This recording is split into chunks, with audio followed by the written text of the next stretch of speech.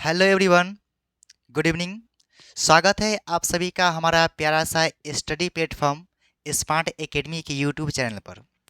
बच्चों, मैं हूँ सुमित प्रियदर्शी और आप लोगों को पढ़ाऊंगा विषय हिंदी।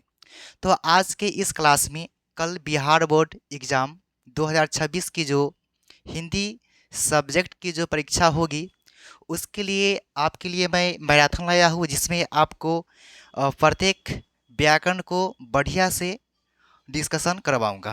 ठीक है, तो चालू करते हैं आज का सेशन। ठीक है,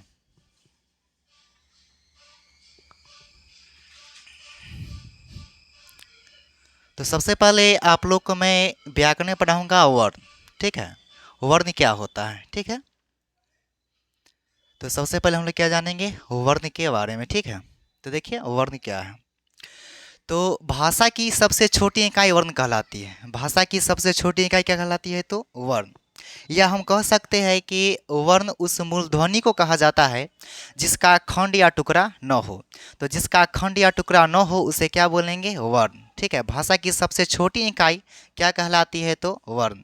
और वर्ण के मुख्यतः दो भेद होते हैं, एक का नाम है स्वर वर्ण और दूसरा का नाम क्या है? तो व्यंजन वर्ण। ठीक है, तो लिखा हुआ है कि भाषा की सबसे छोटी इकाई वर्ण कहलाती है। तो भाषा की सबसे छोटी इकाई क्या होती है? तो और जिसका खंड या टुकड़ा नहीं किए जा सकते उसको भी हम क्या बोलेंगे? वर्ण। वर्ण के दो भेद होते हैं, एक का नाम है स्वर वर्ण और दूसरा का नाम क्या है? तो व्यंजन वर्ण। स्वर वर्ण का उच्चारण स्वतः होता है, अर्थात स्वर वर्ण का उच्चारण करते समय अन्य किसी दूसरे वर्ण की सहायता नहीं लेनी पड़ती है। ठीक है, जो स्वर वर्ण है उसका जब हम उच्चारण करेंगे तो वह कहाँ से होगा? तो स्वर से ही होगा। ठीक है, तो जिसका खंड या टुकड़ा नहीं किए जा सकते हैं उसे क्या बोलेंगे? वर्ण बोलेंगे। ठीक है, तो वर्ण वर्ण क्या होता है?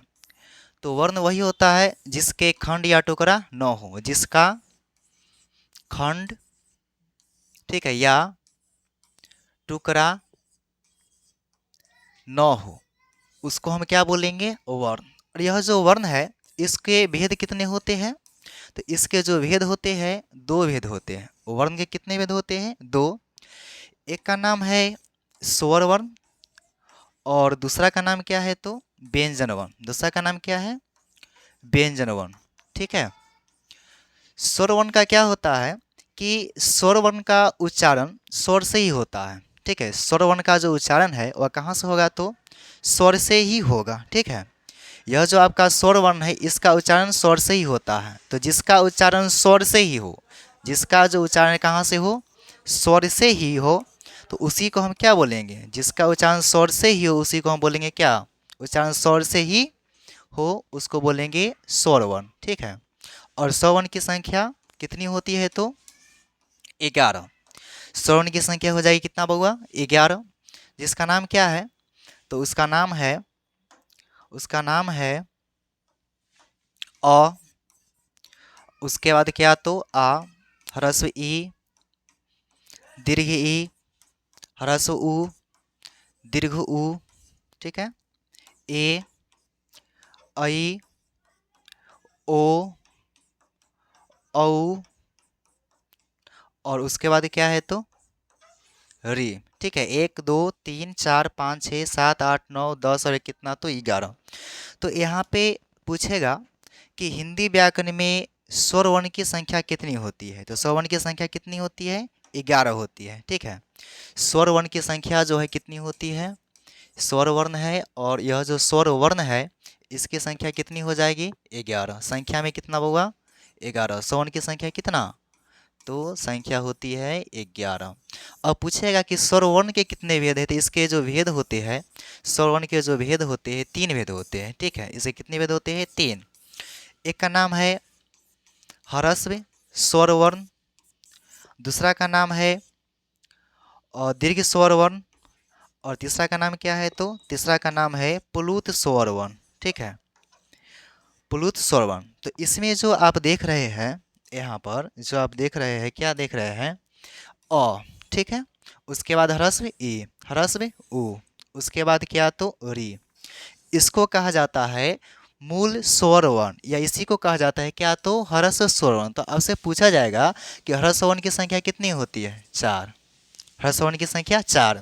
जो बचेगा आपका कितना है तो 7 जो बचा हुआ है उसको हम बोलेंगे दीर्घ स्वर वर्ण। क्या बोलेंगे तो दीर्घ स्वर वर्ण। ये जो आपका है, ये जो है, इसको हम क्या बोलेंगे तो इसको हम बोल देंगे दीर्घ स्वर वर्ण।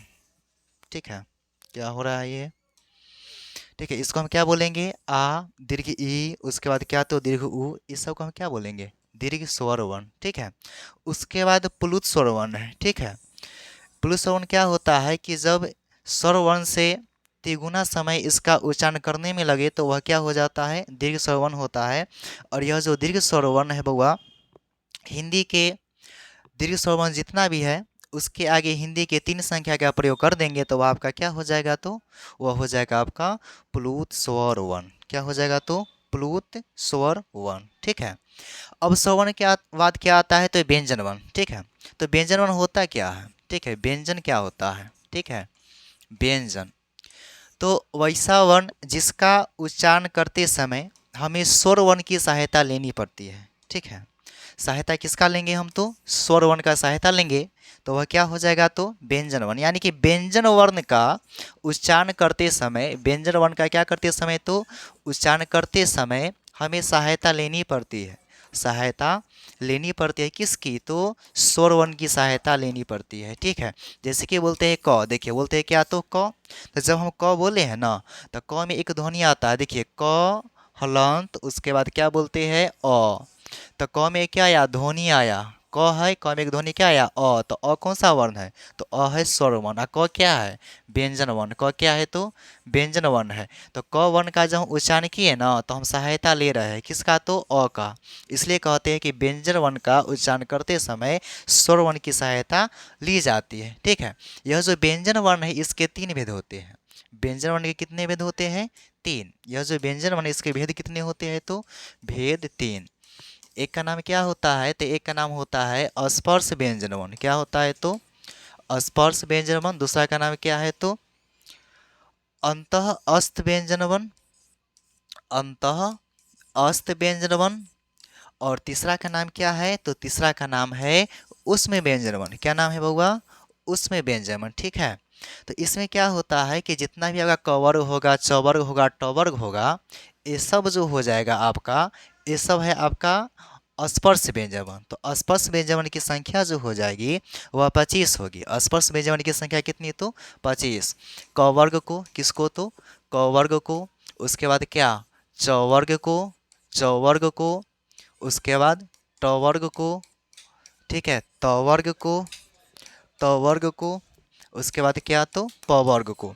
इन सभी को कहा जाता है क्या स्पर्श व्यंजन वर्ण। क वर्ग में क ख ग घ अंग आ जाएगा, च वर्ग में च छ ज झ य आ जाएगा, ट वर्ग में ट ठ ड ढ न आ जाएगा, ठीक है, त वर्ग में त थ द न, प वर्ग में प फ ब भ म। तो ये सब जो आ जाएगा बउआ समय 5 5 आएगा, 5 इसमें, 5 इसमें, 5 इसमें, तो सबको जोड़ देंगे ना तो 25 हो जाएगा। तो आपसे पूछा जाएगा ना कि स्पर्श व्यंजन वर्ण की संख्या कितनी होती है तो 25 होती है। ठीक है, अब इसके बाद क्या है स्पर्श के बाद क्या है तो अंत अस्त है। और अंत अस्त में आपका आ जाएगा क्या तो य, उसके बाद र, उसके बाद क्या तो ल, और उसके बाद क्या व। ठीक है, तो अंत अस्त व्यंजन वर्ण की संख्या कितनी हो जाएगी 4। कौन कौन य र ल और क्या तो व। यह किसकी संख्या है अंत अस्त व्यंजन की संख्या। उसके बाद उसमें आ जाएगा आपका 4 जिसका नाम क्या है तालाबे स, मूर्धन्य स, उसके बाद क्या तो दंती स, और क्या बउआ ह। तो बताइए कि उसमें व्यंजन वर्ण की भी संख्या कितनी होती है 4। इस प्रकार से 25 और 4 हो गया 29, और 29 4 कितना हो गया तो 33। तो आपसे पूछेगा कि व्यंजन वर्ण की संख्या कितनी होती है तो 33। व्यंजन वर्ण की संख्या कितनी होती है बउआ 33 होती है। ठीक है, व्यंजन वर्ण की संख्या कितनी 33। ठीक है, व्यंजन की संख्या कितनी होती है तो 33। और व्यंजन के अंत में हलंत लगने पर उसका मान आधा हो जाता है। ठीक है, यह भी क्वेश्चन जो है पूछा जाता है। ठीक है, कि व्यंजन के अंत में हलंत लगने पर उसका मान क्या होता है तो उसमें उसका मान हो जाता है आधा। ठीक है, व्यंजन में क्या लगा दीजिएगा तो हलंत, व्यंजन में हलंत लगाइएगा ना ये वाला तो उसका मान क्या हो जाएगा आधा। जैसे लिखिएगा च हलंत तो उसका मान क्या हो जाएगा आधा च। ठीक है, तो इस प्रकार से आपका व्यंजन था। और इसके बाद क्या होता है इसके बाद अयोगवा है। ठीक है, अयोगवा, और अयोगवा की संख्या जो होती है वह कितनी होती है? तो दो होती है। अयोगवा की संख्या कितनी हो जाएगी? तो अयोगवा की संख्या हो जाएगी दो। तो आपसे पूछेगा कि अयोगवा की संख्या कितनी? तो दो। ठीक है, अब क्या है बउआ? अयोगवा। अयोगवा क्या होता है? ठीक है, अयोगवा क्या होता है? तो अयोगवा की संख्या जो है वह कितनी हो जाएगी? तो दो। तो सुनिएगा कि अनुस्वार, ठीक है, और विसर्ग को अनुस्वार, अनुस्वार, ठीक है, अनुस्वार और उसके बाद क्या? तो विसर्ग। अनुस्वार और विसर्ग को अयोगवा कहा जाता है। ठीक है, और अयोगवा की संख्या कितनी हो जाएगी? संख्या में होगा कितना? तो संख्या में हो जाएगी इसका कितना? दो। संख्या कितना? अयोगवा की संख्या कितना? दो। उसके बाद होता है संयुक्ताक्षर। क्या होता है? तो संयुक्ताक्षर। और संयुक्ताक्षर की संख्या कितना? संयुक्ताक्षर, ठीक है, संयुक्ताक्षर, ठीक है। तो संयुक्ताक्षर की संख्या होती है चार। कितना होती है? चार। जिसका नाम क्या है? तो उसका नाम है अक्ष, उसके बाद त्र, उसके बाद ज्ञ और क्या? तो स्र। ठीक है, तो इसको क्या बोला जाता है? तो संयुक्ताक्षर। इसकी संख्या कितनी हो जाएगी? चार। ठीक है, अब हिंदी व्याकरण में जो है नए वर्ण हो, हिंदी व्याकरण में क्या है कि हिंदी व्याकरण में, ठीक है, दो नए वर्ण है, दो नए वर्ण है, जिसका नाम क्या है? तो बड़ी र, और एक का नाम क्या है? तो ढ। ठीक है, और यह जो आपका बड़ी र है और यह जो ढ है, इसको द्विगुण व्यंजन भी कहा जाता है। ठीक है, यह आजकल का जो है ट्रेंडिंग का क्वेश्चन, ट्रेंडिंग वाला क्वेश्चन है। ठीक है, ट्रेंडिंग वाला, ठीक है, ट्रेंडिंग अब पूछा ही जाता है, लगभग देखा जाता है, तो अभी लगातार ये क्वेश्चन पूछता है। ठीक है, तो ट्रेंडिंग क्वेश्चन है। और ट्रेंडिंग क्वेश्चन क्या है? तो आपको हम बता दें कि वह जो प्रश्न है, ठीक है, वह जो प्रश्न है पूछेगा कि निम्नलिखित में से किसे द्विगुण व्यंजन कहा जाता है? ठीक है, तो यह जो आपका जो र है, क्या? तो र, और उसके बाद क्या? तो ढ। र और यह जो ढ है, इसको कहा जाता है, इसको क्या कहा जाता है? तो इसको द्विगुण व्यंजन कहा जाता है। ठीक है, द्विगुण व्यंजन, ठीक है, द्विगुण व्यंजन। तो आपसे पूछा जाएगा कि निम्नलिखित में से कौन द्विगुण व्यंजन है? तो क्या बताइएगा? बड़ी र और ढ। इंस्टाग्राम पे रील्स देखते हैं, ट्रेंडिंग रील्स खूब देखते हैं ना, उसी प्रकार से आज के लिए आपका यह ट्रेंडिंग है। ठीक है, क्वेश्चन एग्जाम में आएगा ही आएगा। ठीक है, एक बार देख के जाइएगा। ठीक है, तो इस प्रकार से द्विगुण व्यंजन की संख्या कितनी हो जाती है? तो दो। द्विगुण व्यंजन कितना है आपका? दो। तो इस प्रकार से जब हम जोड़ेंगे तो देखेंगे कि हमने अभी पढ़ा, हमने क्या पढ़ा बउआ? तो हमने पढ़ा कि स्वर वर्ण की संख्या कितनी? 11। स्वर्ण की संख्या कितना बउआ? 11। स्वर्ण कितना? 11। ठीक है, व्यंजन वर्ण कितना पढ़े हैं? व्यंजन वर्ण, तो व्यंजन वर्ण जो पढ़े हैं ना, वह कितना? तो 33। ठीक है, उसके बाद अयोगवा कितना देखे हैं? अयोगवा की संख्या, तो अयोगवा की संख्या जो है वह कितना होता है? तो दो। ठीक है, उसके बाद संयुक्ताक्षर कितना है? संयुक्ताक्षर, तो संयुक्ताक्षर जो है वह चार है। संयुक्ताक्षर कितना है? तो संयुक्ताक्षर जो है वह कितना है? तो वह जो है चार है।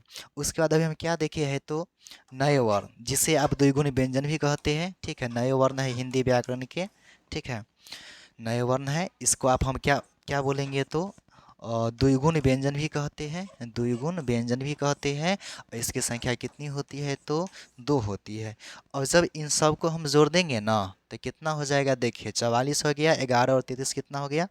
44 हो गया, और दो 46, 46 और 4 हो गया 50, और दो कितना? तो 52।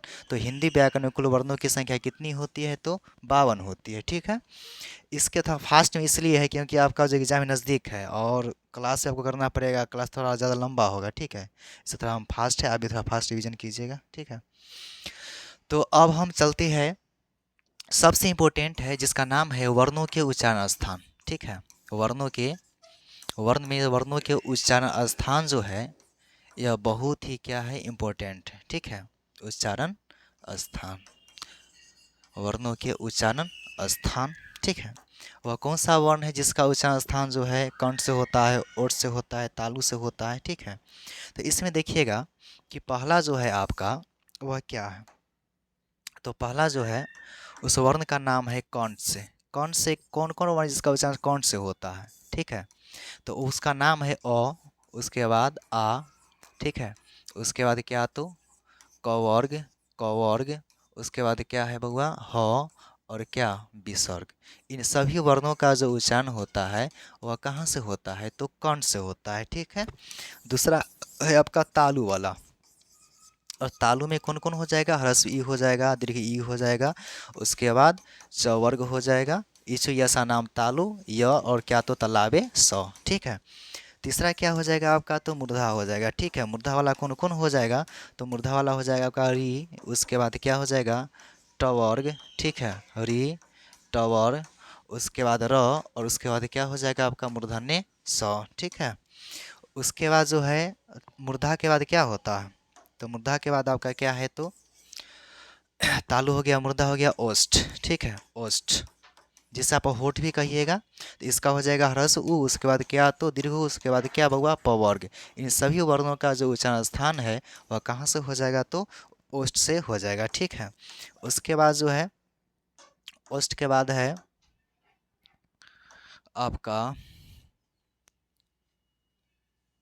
दांत है, ठीक है। क्या है, तो दांत है।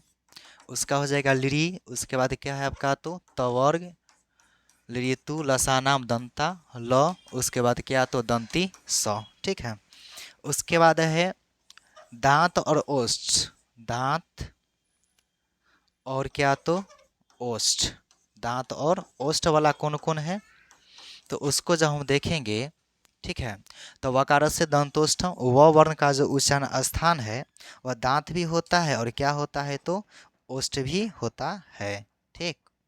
अब आगे देखेंगे, ठीक है, दांत और ओष्ठ हो गया, ठीक है। अब आगे क्या है आपका, तो अगला जो है आपका यमंगना नाम नासिका च, मतलब कि नाक वाला, जिसे आप नासिका बोलिएगा, क्या बोलिएगा, तो नासिका, ठीक है। तो आपका हो जाएगा य, उसके बाद क्या, तो म, उसके बाद अंग, उस, ठीक है, तवर्गी न, टवर्गी न, ठीक है। उसके 2 4 5, हाँ इतना ही है। इसका उच्चारण कहाँ से हो जाएगा, तो नाक से हो जाएगा, ठीक है। अब नेक्स्ट है, नेक्स्ट क्या है, सो देखिएगा, नासिका हो गया। अब ए दय तो कंठ ओष्ठम है, ठीक है। कंठ और क्या, तो तालु, कंठ और तालु है, ठीक है। कंठ और तालु वह कौन सा वर्ण है जिसका उच्चारण जो है कंठ से भी होता है और कहाँ से होता है, तो तालु से भी होता है, ठीक है। कंठ से भी होता है और कहाँ से, कंठ है, कंठ है, और क्या है, तो तालु है, ठीक है। वह कौन सा वर्ण है जिसका उच्चारण कंठ भी होता है और क्या होता है, तो तालु भी होता है, तो ए और क्या, ऐ। ए और ऐ का जो उच्चारण स्थान है वह कंठ भी होगा और क्या होगा, तो तालु भी होगा, ठीक है बउआ। उसके बाद क्या है कि अब है आपका कंठ और क्या, तो ओष्ठ, कंठ और क्या, कंठ और ओष्ठ, कंठ और ओष्ठ। वह कौन सा वर्ण है जिसका उच्चारण कंठ और ओष्ठ भी होता है, तो ओ और क्या, तो औ। ओ और औ का कहाँ से होता है, तो कंठ और ओष्ठ से होता है, ठीक है।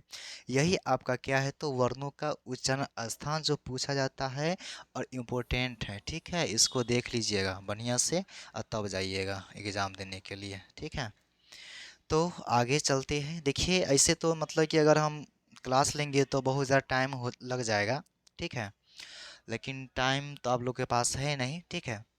और ऐसे लिख के अगर हम पढ़ाएंगे तो वाकई बहुत ही ज़्यादा टाइम लगेगा, इसलिए चाहते हैं कि थोड़ा पीडीएफ से ही पढ़ाते जल्दी जल्दी, ठीक है। तो आपका क्या हो जाएगा, सरसरी निगाहों से रिवीजन हो जाएगा, ठीक है। तो रिवीजन के व्यू से आप लोग को हम थोड़ा पढ़ा देते हैं, ठीक है।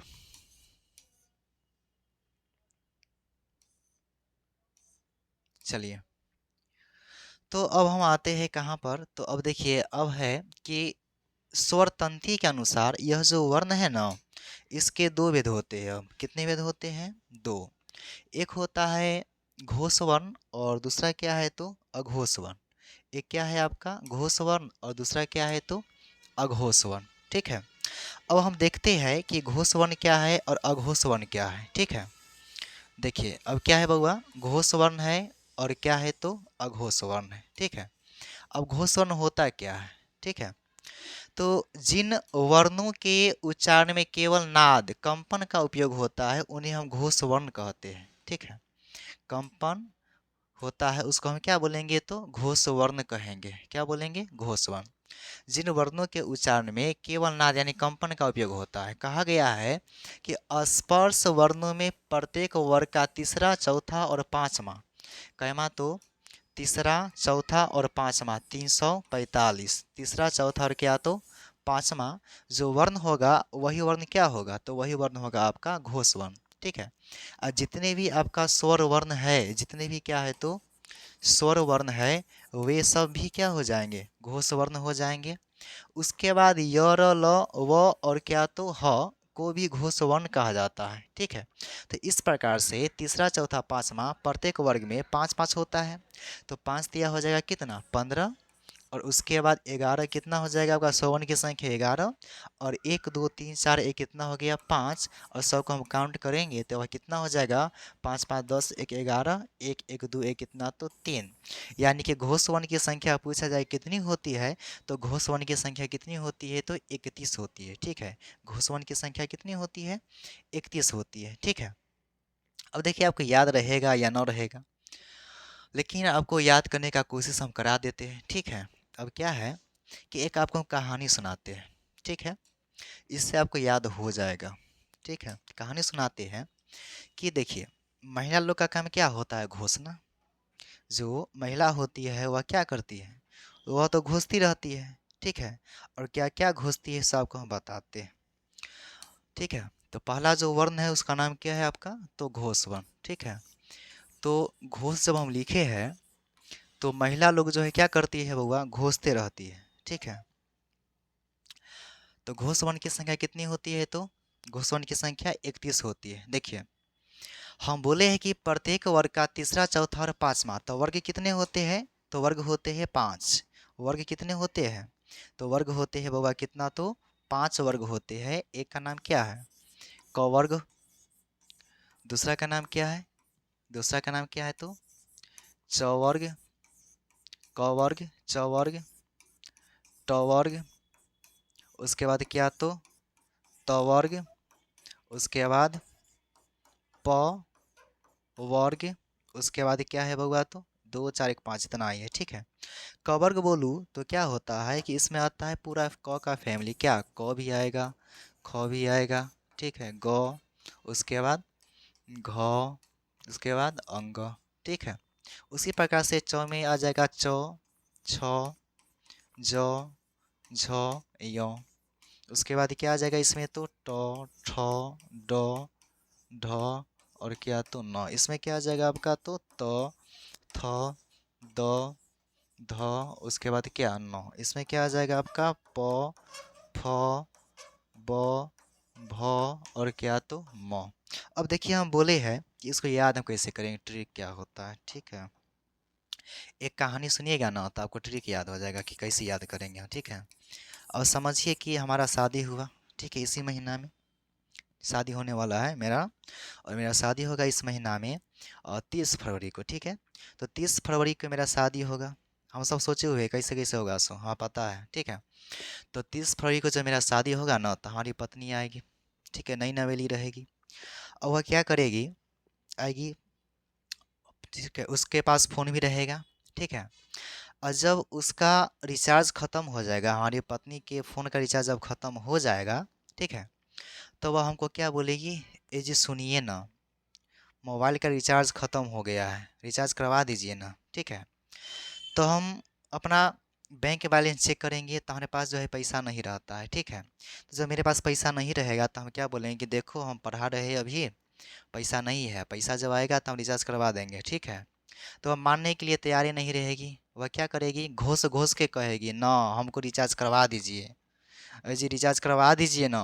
ठीक है, घोष घोष के हमको बोलेगी हमारी पत्नी। ठीक है, तो घोष घोष के कहेगी कि रिचार्ज करवा दीजिए। तो हम बोले कि ठीक है, पैसा देखते हैं। तो जब हमने अकाउंट में चेक किया तो हमारे पास कितना पैसा था, 4 रुपया ही था। ठीक है, हमारे पास कितना पैसा था, 4 रुपया। और वह बोलती थी कितना का रिचार्ज कराने के लिए, तो 300 कितना का, 49 का, यानी कि 5 GB का। ठीक है, तो हमारे फ़ोन में था कितना, 4 रुपया ही था। ठीक है, और वह बोली थी कि 345 का और इंतज़ाम कीजिए, लेकिन मेरे पास तो है नहीं। तो बोले कि 345 हम कहाँ से लाए। हम बोले कि 349 का रिचार्ज करवाएगी तो 345 तो हमको लाना ही पड़ेगा। तो बोलती है घूस घूस के 345 कहीं से भी लाइए, 345 कहीं से भी लाइए, लेकिन हमको रिचार्ज करवाइए। कितना का, 349 का। ठीक है, तो घूस घूस के बोल रहे थे क्या, 345 लाइए। तो याद रखिए क्या, 345, यानी कि प्रत्येक वर्ग का क्या, तीसरा, उसके बाद चौथा, और कैमा तो पांचवा जो होगा ना वर्ण, वही क्या हो जाएगा, घोष वर्ण हो जाएगा। ठीक है, प्रत्येक वर्ग का तीसरा, चौथा और पांचवा क्या, जैसे कि हो गया आपका क्या, ये पहला हो गया। ठीक है, ये पहला, दूसरा, तीसरा, चौथा, पांचवा। ठीक है, तो प्रत्येक वर्ग का जो है पहला, तीसरा, चौथा और पांचवा जो होगा वह क्या कहलाएगा, तो वह जो है क्या कहलाएगा आपका, तो वही कहलाएगा आपका घोष वर्ण। ठीक है, ये दूसरा हो गया, ये तीसरा, ये चौथा, ये क्या मातो, पांचवा। ठीक है, तो यहाँ से देखिए 345, यानी कि ये तीसरा, ठीक है, चौथा और ये क्या मातो, पांचवा, ये सब जो वर्ण होगा ये सब क्या कहलाएगा, घोष वर्ण। ठीक है, तो 345, तो 3 6 9 12 3 कितना, 15, तो 15 हो गया, 100 11 हो गया। ठीक है, और उसके बाद ये और अलावा और क्या, तो हाँ कितना हो गया, तो 5। तो इस प्रकार से जब हम जोड़ेंगे तो कितना हो जाएगा, कितना हो जाएगा, तो जब हम जोड़ेंगे तो हो जाएगा कितना, 31 हो जाएगा। ठीक है बुआ, 31 हो जाएगा। तो बताइए कि घोष वर्ण की संख्या कितना हो जाएगी, तो 31। ठीक है, तो घोष वर्ण समझ गए होंगे।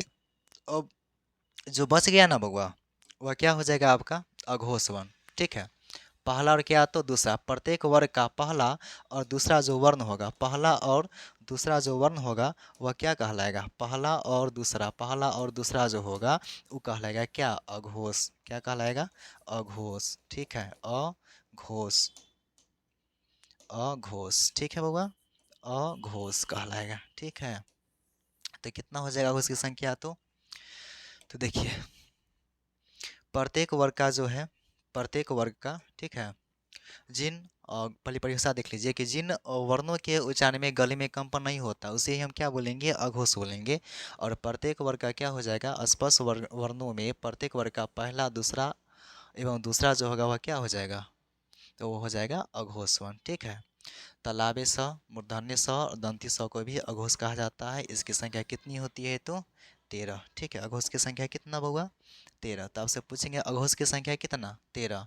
अघोष की संख्या कितना, इसकी संख्या कितना, इसकी जो संख्या होती है वह कितनी हो जाती है, तो संख्या में इसकी 31। ठीक है, और दूसरा क्या है, और दूसरा क्या है, तो दूसरा आपका है घोष के बाद क्या है, तो दूसरा है आपका अघोष। और अघोष की संख्या कितना हो जाएगा, तो 13। अघोष की संख्या कितना हो जाएगा बउआ, तो संख्या हो जाएगा आपका 13। ठीक है, तो अघोष वर्ण की संख्या कितना, 13। ठीक है, अघोष वर्ण की संख्या कितना बउआ, 13। ठीक है, तो आगे देखिए अब है अल्पप्राण और महाप्राण। ठीक है, अल्पप्राण क्या होता है, महाप्राण क्या होता है। तो ऐसे व्यंजन जिनको बोलने में क्या होता है ना, कि बोलने में कम समय लगता है उसको हम क्या बोलेंगे, अल्पप्राण। जैसे कि प्रत्येक वर्ग का पहला, तीसरा और पांचवा जो वर्ण होगा उसको हम बोलेंगे क्या, अल्पप्राण। ठीक है, ये सब क्या है, तो अल्पप्राण है। ठीक है, ये सब अल्पप्राण है। और ऐसे व्यंजन जिनके उच्चारण करते समय मुख से अ, अधिक, मुख से क्या, तो अधिक हवा निकलती है उसे हम क्या बोलेंगे, तो महाप्राण कहते हैं। प्रत्येक वर्ग का दूसरा और चौथा जो है वह क्या हो जाएगा, तो महाप्राण हो जाएगा। ठीक है, और यह जो है आप देख ही रहे हैं कि वर्णों के उच्चारण स्थान में क्या है, तो कंठ से ये सब है, तालु से है। ठीक है, तालु है ये आपका, मुर्दा है, दांत है, ओष्ठ है, नासिका है, कंठ है। ठीक है, कंठ और तालु है। ये सब जो है आप लोग एक बार देख लीजिएगा। इसे तो आपको पीडीएफ मिल ही जाएगा। ठीक है, डिस्क्रिप्शन लिंक पर जाइएगा, क्लिक कीजिएगा, पीडीएफ आपको मिल जाएगा। ठीक है, तो वर्ण को करते हैं समाप्त। और क्या है शब्द, दो या दो से अधिक वर्णों के सार्थक मेल को शब्द कहते हैं। दो या दो से अधिक वर्णों के सार्थक मेल को हम क्या बोलेंगे बउआ, शब्द कहेंगे। ठीक है, अब देखिएगा बउआ, उत्पत्ति के आधार पर शब्द के चार भेद होते हैं। ठीक है, वर्णों के सार्थक मेल को भी शब्द कहा जाता है। उत्पत्ति के आधार पर पूछेगा कि शब्द के कितने भेद होते हैं, तो उत्पत्ति के आधार पर शब्द के कितने भेद होते हैं, तो चार भेद होते हैं। ठीक है, उत्पत्ति के आधार पर शब्द के चार भेद होते हैं, तत्सम, तद्भव, देशज और क्या, तो विदेशज। ठीक है, अब सुनिएगा क्या होता है सो तत्सम क्या है। ठीक है, तो उत्पत्ति के आधार पर शब्द के कितने भेद होते हैं, तो उत्पत्ति के आधार पर शब्द के जो भेद होते हैं वह कितने होते हैं, तो चार भेद होते हैं। ठीक है, तो देखिए पहला क्या है, उत्पत्ति के आधार पर, तो उत्पत्ति के आधार पर शब्द के कितने भेद, तो उत्पत्ति के आधार पर शब्द के होते हैं कितने भेद, तो चार। एक का नाम क्या है, तो तत्सम, तत्सम। दूसरा का नाम क्या है, तो तद्भव। तीसरा का नाम क्या है बउआ, तो देशज। ठीक है, चौथा का नाम क्या है, तो विदेशज। ठीक है, क्या नाम है, तो विदेशज। ठीक है, तो तत्सम किससे बोलेंगे। ठीक है, तो संस्कृत के मूल शब्द को तत्सम कहा जाता है। ठीक है, संस्कृत के मूल शब्द को क्या बोलेंगे, संस्कृत के मूल शब्द को क्या बोलेंगे, तो तत्सम कहेंगे। ठीक है, और तत्सम के बिगड़े हुए रूप को, तत्सम के बिगड़े हुए रूप को हम बोलेंगे क्या, तद्भव कहेंगे। बिगड़े रूप को क्या बोलेंगे, तद्भव। देशज, देश मतलब होता है क्या, अपना देश, और जन्म मतलब होता है जन्म लेना। वैसा शब्द जिसका जन्म कहाँ हुआ हो, अपना देश में हुआ हो। जिसका जो जन्म है, जन्म कहाँ हुआ, तो देश में हुआ है। ठीक है, तो अपने देश में। ठीक है, अपने देश में। ठीक है, अपने देश में, अपने देश में, अपने देश में जन्म लेने वाले शब्द को क्या बोलेंगे, हम देशज बोलेंगे। विदेशज, जिसका जन्म कहाँ हुआ हो, विदेश में हुआ हो। जिसका जन्म कहाँ हुआ हो, तो विदेश में हुआ हो, उसको हम क्या बोलेंगे, विदेशज बोलेंगे। जिसका जन्म कहाँ हुआ हो, विदेश में, तो विदेश में। ठीक है, विदेश में जन्म लेने वाले को क्या बोलेंगे, तो विदेशज बोलेंगे। ठीक है, जैसे कि देखिएगा कि संस्कृत में हम अग्नि बोलते हैं, और उसी का जो हम नाम बिगाड़ देते हैं ना, तो अग्नि का नाम बिगाड़ के हम क्या कहते हैं, आग कहते हैं।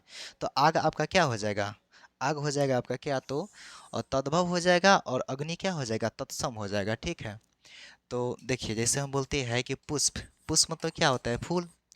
तो पुष्प आपका क्या हो जाएगा, संस्कृत में बोलते हैं पुष्प। ठीक है, एतानी पुष्पानी। ठीक है, सुने होइएगा।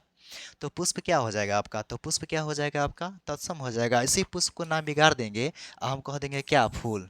ठीक है, तो ये फूल क्या हो जाएगा आपका, तो फूल हो जाएगा आपका क्या, तद्भव हो जाएगा। ठीक है, अग्नि, अग्नि क्या हो जाएगा आपका, तो अग्नि संस्कृत में बोलते हैं। ठीक है, इसी का नाम बिगाड़ देंगे तो क्या कहेंगे, आग कहेंगे, और आग क्या हो जाएगा आपका, तो तद्भव हो जाएगा। ठीक है, देशज, देशज में आपका क्या हो जाएगा, तेंदुआ हो जाएगा। ठीक है, बोलते हैं तेंदुआ। पगड़ी, ठीक है, लोटा, कटोरा, ठीक है, खटिया। ठीक है, ये सब क्या हो जाएगा, ये सब हो जाएगा क्या, तो देशज हो जाएगा। ठीक है, और विदेश में यानी कि जो इंग्लिश वाला शब्द होगा, और सारी भाषाएं हैं। ठीक है, जैसे कि हो जाएगा आपका प्लेटफॉर्म, हो जाएगा स्कूल, हो जाएगा, सब क्या हो जाएगा, तो विदेशज हो जाएगा। ठीक है, तो एक बार पीडीएफ के माध्यम से समझते हैं कि क्या है तत्सम, तद्भव, देशज और विदेशज। ठीक है, तो देखिए, तो वे शब्द जो संस्कृत भाषा से हिंदी में आए हैं और ज्यों का त्यों प्रयुक्त हुए उसको क्या बोलेंगे, तत्सम बोलेंगे। जैसे क्या है, पुष्प है, गर्दभ है, ईर्ष्या होगा यहाँ पे। ठीक है, ईर्ष्या हो जाएगा।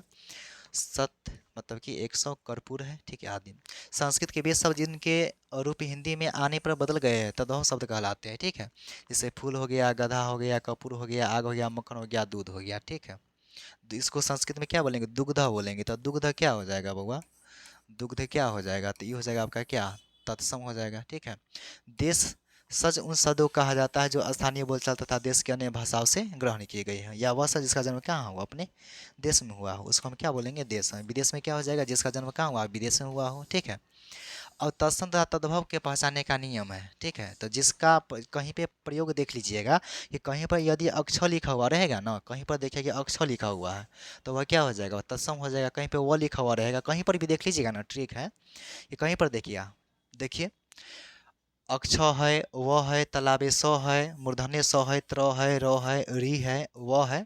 तो वह सब क्या हो जाएगा आपका, तो वह सब जो है आपका हो जाएगा क्या, तत्सम हो जाएगा। ठीक है, क्या हो जाएगा, कौन सा शब्द हो जाएगा, तो तत्सम हो जाएगा। ठीक है, नेक्स्ट।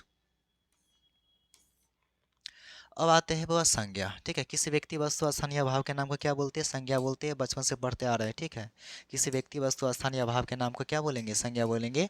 संज्ञा कितने विध होते हैं, 5। जातिवाचक संज्ञा, वो जो संज्ञा किसी वस्तु प्राणी आदि की पूरी जाति का प्रजाति का बोध कराता है, उसको हम क्या बोलेंगे, जातिवाचक संज्ञा। जैसे कि नदी हो गया, पर्वत हो गया, लड़की, कुत्ता, गाय, बिल्ली, ये सब क्या हो जाएगा आपका, तो ये सब हो जाएगा जातिवाचक संज्ञा। अब व्यक्तिवाचक में क्या होता है कि जो संज्ञा किसी खास व्यक्ति वस्तु स्थान का बोध कराती है, उसको हम क्या बोलेंगे, व्यक्तिवाचक संज्ञा। ठीक है, द्रव्यवाचक में क्या होगा, जिस संज्ञा शब्दों के द्वारा माप तौल संबंधित वस्तुओं का बोध होगा, उसको हम क्या बोलेंगे, द्रव्यवाचक। जैसे क्या हो गया, पानी हो गया, दूध हो गया, आटे, सबको क्या मापते या तौलते ही है। ठीक है, ठीक है, मोहन, राम, पटना, ये सब क्या हो जाएगा, व्यक्तिवाचक संज्ञा। ठीक है, समूहवाचक संज्ञा, जो शब्द किसी भी समूह की तरफ इशारा करे, उसे हम क्या बोलेंगे, समूहवाचक संज्ञा बोलेंगे। ठीक है, जैसे कि सभा होती है, समूह में दल आता है, समूह में सैनिक है, वर्ग है, टीम है, समिति है, पंचायत है, कक्षा, ये सब क्या हो जाएगा आपका, समूहवाचक संज्ञा हो जाएगा। भाववाचक मतलब क्या, इमोशन। ठीक है, तो किसी भी प्रकार के भाव को, किसी भी प्रकार के भाव को क्या बोलेंगे, तो भाववाचक संज्ञा कहा जाता है। और सुनिएगा कि जातिवाचक में क्या कीजिएगा, तो प्रत्यय लगा दीजिएगा, तो वह क्या हो जाएगा आपका, तो जातिवाचक संज्ञा जो है वह भाववाचक में बदल जाएगा। ठीक है, तो लगा दीजिएगा तो। ठीक है, अब देखिएगा, थोड़ा देख लीजिए क्या है। ठीक है, जैसे कि देखिए हम लिखते हैं स्त्री, तो स्त्री क्या हो जाएगा आपका, तो स्त्री जो है ना, यह आपका है जातिवाचक संज्ञा। स्त्री आपका क्या है, तो जातिवाचक संज्ञा है। ठीक है, इसमें हम क्या जोड़ देंगे, इसमें हो गया, यदि तो प्रत्यय जोड़ देंगे ना, तो क्या हो जाएगा, स्त्रीत्व हो जाएगा। क्या हो जाएगा, स्त्रीत्व हो जाएगा। और यह जो स्त्रीत्व है, यह आपका बन जाएगा क्या, तो भाववाचक संज्ञा बन जाएगा। क्या बन जाएगा आपका, भाववाचक संज्ञा बन जाएगा। ठीक है, स्त्रीत्व हो गया आपका क्या, भाववाचक संज्ञा हो गया। ठीक है, उसका देखिए बुढ़ापा। ठीक है, बुढ़ापा भी क्या हो जाएगा आपका, भाववाचक संज्ञा हो जाएगा। लड़कपन भी क्या हो जाएगा आपका, तो भाववाचक संज्ञा हो जाएगा। निजत्व भी क्या हो जाएगा आपका, भाववाचक संज्ञा हो जाएगा। ठीक है, किसी व्यक्ति वस्तु स्थान या भाव के नाम को क्या बोलेंगे, किसी व्यक्ति स्थान या भाव के नाम को बोलते हैं संज्ञा। ठीक है, संज्ञा कितने में होते हैं, 5। जातिवाचक, व्यक्तिवाचक, द्रव्यवाचक, समूहवाचक, क्या तो भाववाचक। ठीक है, समझ गए होंगे आई होप। ठीक है, ये आपका एक रिवीजन क्लास है। ठीक है, पढ़े होइएगा आप लोग, बहुत ही पढ़े होइएगा। और ट्वेल्थ में हमको नहीं लगता है कोई हिंदी पढ़ता होगा। ठीक है, जो 9th क्लास 10th क्लास में पढ़िएगा वही होगा शायद। ठीक है, तो एक बार जो पढ़े उसका रिकॉल हो जाता है आप लोगों के लिए। ठीक है, अब हम लोग पढ़ेंगे क्या, तो आप लिंक पर लिंक पढ़ेंगे। ठीक है, लिंक क्या होता है। ठीक है, अब देखिएगा यहाँ पे लिंक है, कहाँ गया, देखिए लिंक है। तो संज्ञा का वह रूप जिसके द्वारा स्त्री या पुरुष जाति का बोध होगा, जिससे स्त्री और पुरुष जाति का बोध, उसे हम क्या बोलेंगे, लिंग। ठीक है, लिंग के कितने भेद होते हैं, तो लिंग के 2 भेद होते हैं। ठीक है, स्त्रीलिंग और क्या, तो पुल्लिंग। ठीक है, लिंग के 2 भेद होते हैं, एक का नाम क्या है, तो स्त्रीलिंग, और दूसरा का नाम क्या है बउआ, तो पुल्लिंग। ठीक है, अब स्त्रीलिंग और पुल्लिंग क्या होता है एक बार देखते हैं। ठीक है, तो जिससे पुरुष जाति का बोध हो उसे हम क्या बोलेंगे, पुल्लिंग बोलेंगे। लड़का हो गया, कुत्ता हो गया, घोड़ा हो गया, दादा हो गया, ये सब क्या है आपका, तो ये सब जो है आपका हो गया पुल्लिंग। ठीक है, अब पुल्लिंग की पहचाने कुछ नियम है। देखो बउआ, पुल्लिंग को कैसे पहचानेंगे, इसका कुछ नियम है। तो नियम क्या है कि प्रायः सभी देशों के नाम क्या होते हैं, तो पुल्लिंग होते हैं। वो आप लोग उबिएगा नहीं, क्योंकि देखिए हम मतलब कि आराम से ही पढ़ाते हैं, लेकिन अभी जो है क्लास को थोड़ा हम मोशन में लेके जा रहे हैं, मतलब गति में लेके जा रहे हैं। क्यों, क्योंकि बहुत कुछ पढ़ाना है। ठीक है, इसे थोड़ा फास्ट है, थोड़ा आप मैनेज कर लीजिएगा। ठीक है, देखिए पुल्लिंग की पहचाने कुछ नियम है। प्रायः सभी देशों के नाम क्या होते हैं, पुल्लिंग होते हैं। ठीक है, प्रायः सभी देशों के नाम क्या होते हैं, तो पुल्लिंग होते हैं। Brazil, Australia, Algeria, Pakistan, Hindustan, Bharat, ये सब क्या है, तो पुल्लिंग है। लेकिन इसमें एक जो है श्रीलंका, यह जो है आपका स्त्रीलिंग है, अपवाद में है। ठीक है, तो श्रीलंका क्या हो जाएगा आपका, तो श्रीलंका हो जाएगा आपका क्या, स्त्रीलिंग है। ठीक है, प्राय सभी हिंदू महीनों के नाम भी क्या होते हैं, पुल्लिंग होते हैं। ठीक है, अब बाद में है, अब बाद में कुछ भी नहीं है। प्राय सभी पर्वतों के नाम भी क्या होते हैं, तो पुल्लिंग होते हैं। अरावली स्त्रीलिंग है, यह अपवाद में है। दिनों के नाम भी क्या होते हैं तो पुल्लिंग होते हैं, ठीक है। प्राय सभी पेड़ों के नाम भी क्या होते हैं तो पुल्लिंग होते हैं, जैसे कि पीपल हो गया, नीम हो गया, शीशम हो गया, सागवान का पेड़ हो गया, सब क्या है बउआ पुल्लिंग है। प्राय सभी ग्रहों के नाम भी पुल्लिंग होते हैं, लेकिन हम जिस ग्रह पे रहते हैं उसका नाम क्या होता है तो पृथ्वी, और पृथ्वी क्या है स्त्रीलिंग है, ठीक है। पृथ्वी क्या है बउआ तो स्त्रीलिंग है, याद रखिएगा, ठीक है। दूध से बनने वाले जो उत्पाद होते हैं वे भी क्या होते हैं पुल्लिंग होते हैं। दूध, दही, मट्ठा, पनीर, मेवा, छाछ, लस्सी, यह सब जो है क्या है तो स्त्रीलिंग है, ठीक है। गुरुत्व बेभाव जैसे जिसके अंत में तो यह सब हो, ये सब क्या हो जाएगा आपका, ठीक है। ज़्यादा नहीं पढ़ना है, थोड़ा ही पढ़िए, ठीक है। ज़्यादा वर्णन लेके भी नहीं पढ़ना, हिंदी है, सब पास हो जाएगा। देखिए स्त्रीलिंग पहचाने कुछ नियम है कि सभी नदियों के नाम क्या होते हैं स्त्रीलिंग होते हैं। सिंधु नदी हो गया, सोन नदी हो गया, ब्रह्मपुत्र हो गया, ये सब पुल्लिंग है, अब बाद में है। सभी नदियों तिथि के नाम, सभी हिंदी तिथि के नाम स्त्रीलिंग होते हैं, पहली तिथि, दूसरी तिथि। सभी लिपियों के नाम और भाषा के नाम क्या होते हैं तो स्त्रीलिंग होते हैं। देवनागरी लिपि, हिंदी कौन सी लिपि में लिखी जाती है तो देवनागरी लिपि में, ठीक है। वे सब सदैव पुल्लिंग ही होते हैं, नित्य पुल्लिंग, ठीक है। जैसे भेड़िया ये सब क्या है पुल्लिंग है, इसे मदा लगा देंगे तो क्या हो जाएगा स्त्रीलिंग हो जाएगा, ठीक है। नेक्स्ट नित्य स्त्रीलिंग वे सब जो हमेशा स्त्रीलिंग ही होते हैं, जैसे छिपकली जो है क्या है स्त्रीलिंग है, ठीक है। तो ये सब उतना नहीं आता है एग्जाम में, ठीक है, तो इसको थोड़ा हटाइए। बहुत पढ़ना तो बहुत कुछ है, लेकिन वो वे पढ़िए जो आपके एग्जाम में आता है, ठीक है। तो चलिए चालू करते हैं, आपका क्या आता है अभी, चालू करते हैं आपका समास, ठीक है। समास क्या होता है, ठीक है। तो हम लोग पढ़ेंगे क्या होगा तो समास पढ़ेंगे, ठीक है। समास क्या होता है, ठीक है।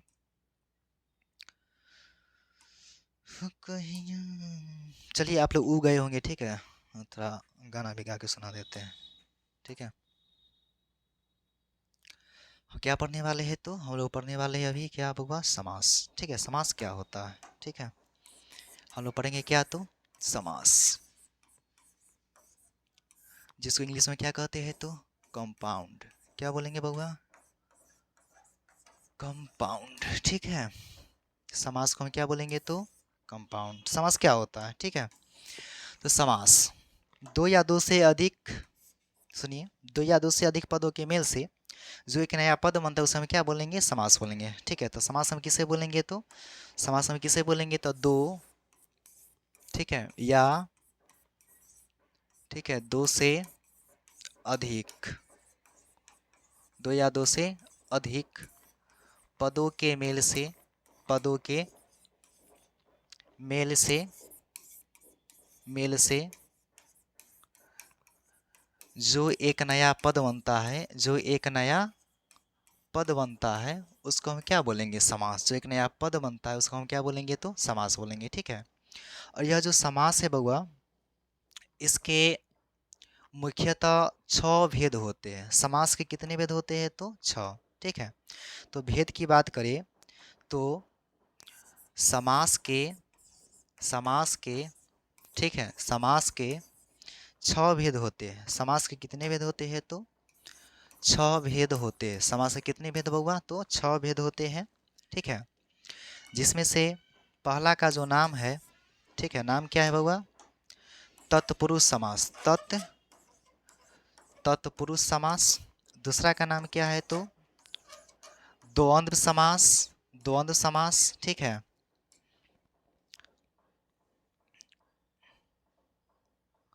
तीसरा का नाम क्या है बउआ तो तीसरा का नाम है आपका द्विगु समास। उसके बाद चौथा का नाम क्या है तो बहुव्रीहि समास, बहुव्रीहि समास, ठीक है, बहुव्रीहि समास।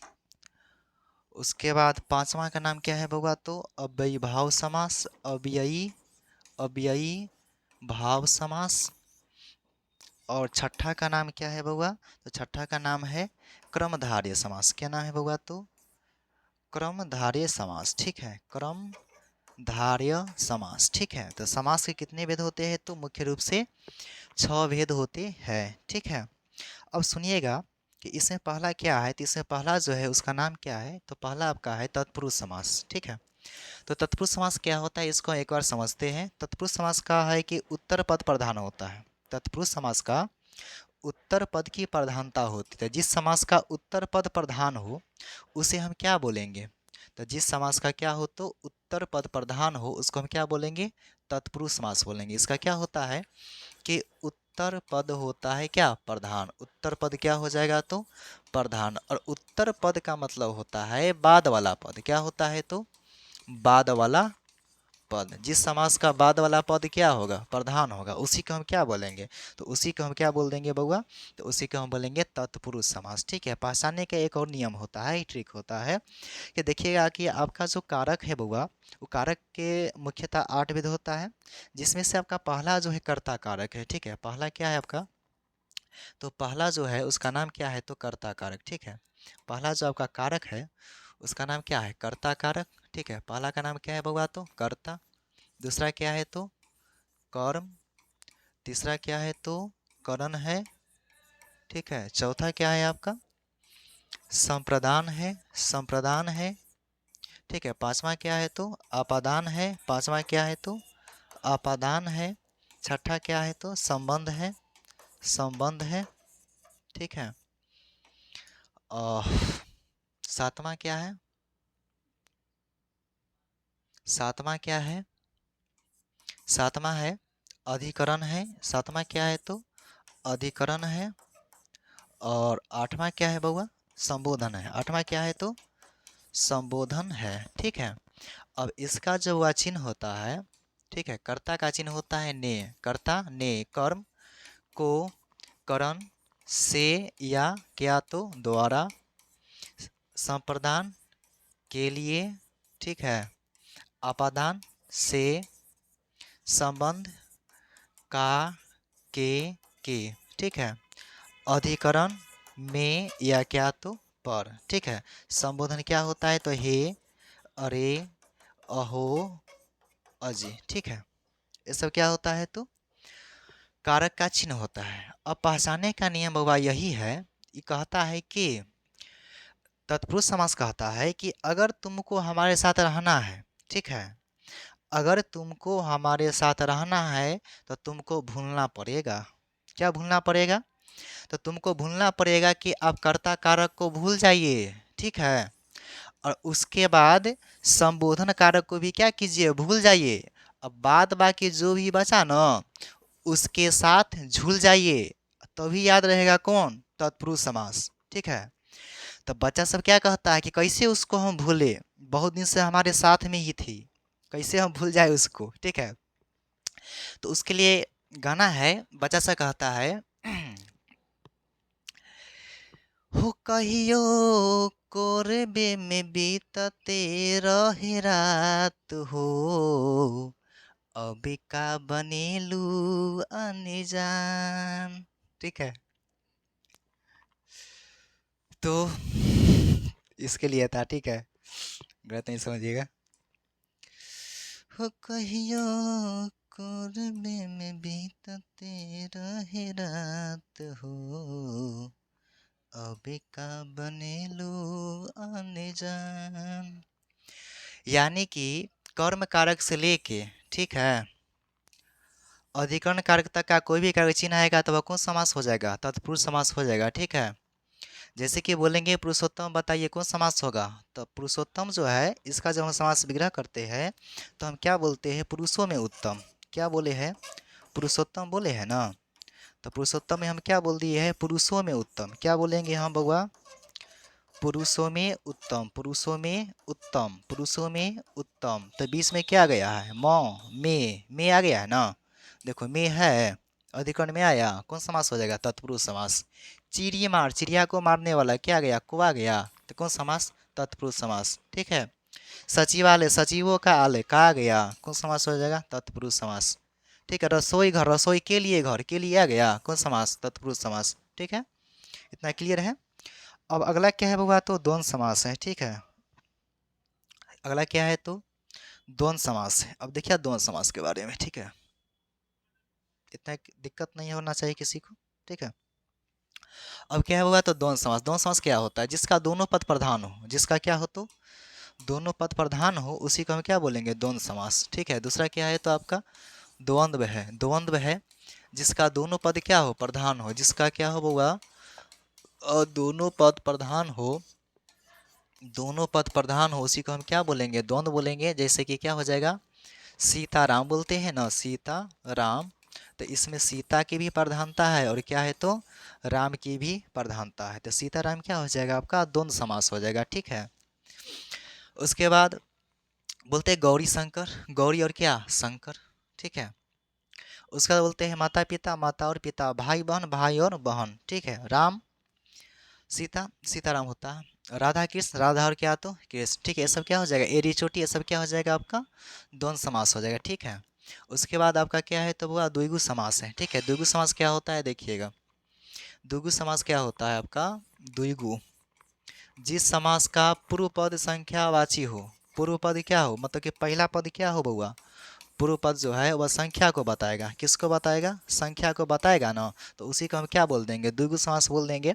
जैसे कि देखिएगा हम लिखते हैं पंचवटी, पंचवटी, तो क्या हो जाएगा पांच वटों का समाहार, क्या बोल देंगे हम पांच वटों का समाहार, पांच वटों का समाहार।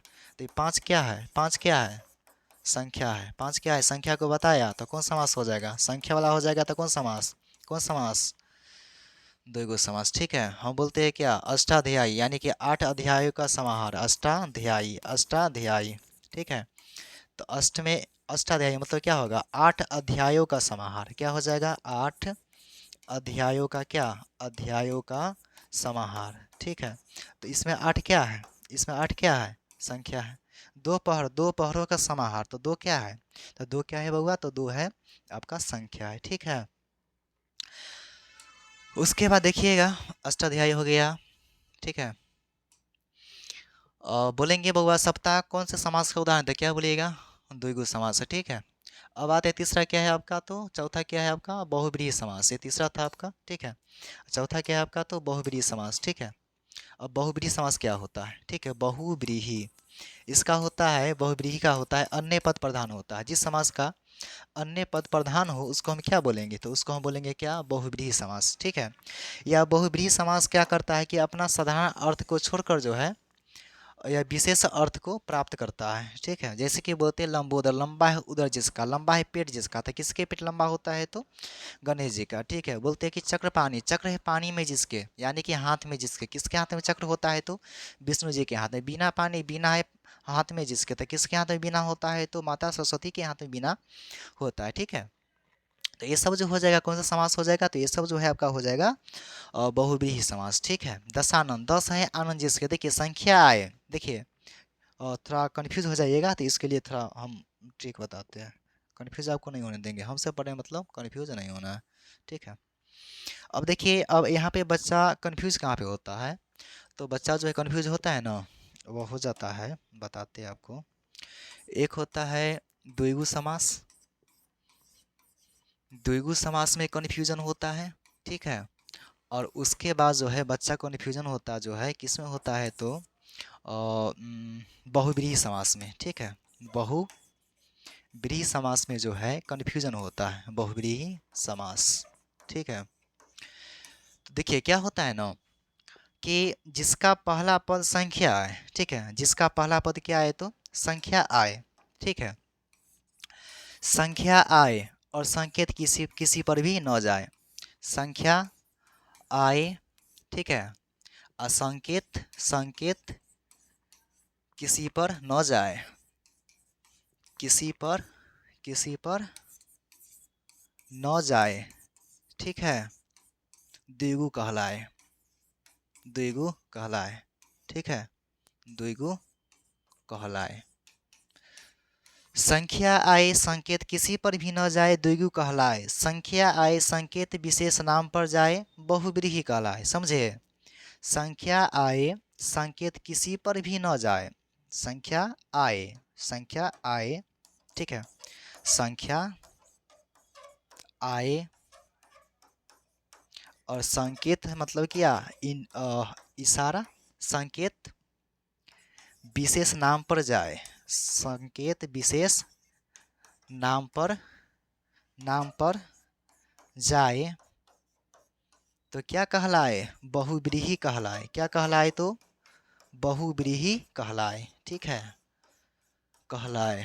कैसे लगा मेरा परिभाषा, ठीक है परिभाषा नहीं मतलब कि अंतर, डिफरेंट। ठीक है, बच्चा बहुत कन्फ्यूज होता है कि सर जी आप तो बोले थे कि संख्या वाला जितना भी हो जाएगा ना सब क्या हो जाएगा, तो सब क्या हो जाएगा आपका द्विगु समास हो जाएगा। अब आप बताइए कि दशानन में 10 जो है संख्या ही है, तो यह द्विगु समास क्यों नहीं होगा? तो उसके लिए यह क्या है, तो एक कॉन्सेप्ट है। कॉन्सेप्ट क्या है बउआ? तो कॉन्सेप्ट यही है कि संख्या आए और संकेत किसी पर न जाए, द्विगु कहलाए। संख्या आए और विशेष और संकेत जो है विशेष नाम पर जाए, ठीक है, विशेष नाम पर जाए तो बहुव्रीहि कहलाए। समझे? अब हम समझाते हैं, नहीं समझे आप, अब समझाते हैं, ठीक है। जैसे कि हम बोलते हैं क्या, दशानन, क्या बोलते हैं बुआ? तो दशानन। अब पूछेंगे कि बताइए दशानन कौन समास हो जाएगा? दशानन कौन समास हो जाएगा? क्योंकि दशानन बोलने से क्या होता है कि 10 है आनन जिसके, यानी कि 10 है सिर जिसके, तो किसके 10 सिर होता है? रावण का, ठीक है। तो दशानन यानी कि 10, 10 क्या है? संख्या है। तो जब संख्या आएगा तो कौन समास होगा? द्विगु होगा, लेकिन द्विगु नहीं होगा। क्यों होगा? बहुब्रीहि होगा, क्योंकि यह जो नाम है किसके लिए प्रयुक्त होता है? रावण के लिए, रावण के लिए, इसलिए कौन समास हो जाएगा आपका? बहुव्रीहि समास, ठीक है। अब यहाँ पर हम बोल देते हैं क्या, चौराहा।